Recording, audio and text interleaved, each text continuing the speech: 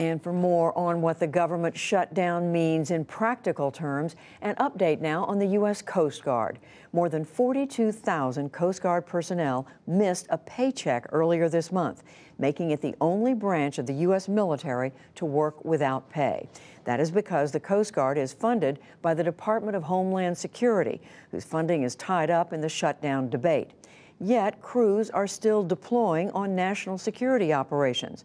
Just this weekend, the crew of the cutter Bertholf departed Alameda, California for a 5-month patrol in the western Pacific Ocean due to heightened tensions with China. The crew and their families are under stress. In a tweet, Coast Guard Commandant Carl Schultz wrote, "Our USCG members sail across the world to protect U.S. national interests, while their loved ones cope with financial challenges and no pay at home."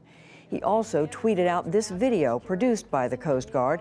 It included this message from Vice Admiral Linda Fagan, a Pacific Area commander. During these uncertain times of the lapse in appropriation and government shutdown, I know it is hard for these crews to be leaving behind their dependents and spouses. It's 1,000 times more so when everyone is wondering when their next paycheck will be and how they can support the family that they are leaving behind. There's been an incredible outpouring of support for the families here in the Alameda region, but the tension and the anxiety for the crew is real.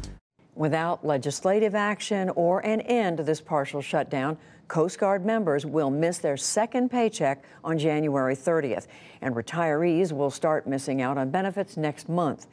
Virginia's U.S. Senator Tim Kaine, a Democrat, spoke on the Senate floor today about the Coast Guard.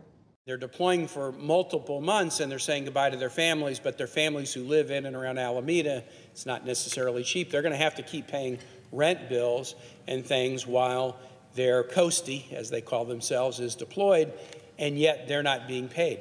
According to the Coast Guard, an estimated 31% of active duty members do not have enough money in an emergency savings fund to cover 1 month's worth of expenses.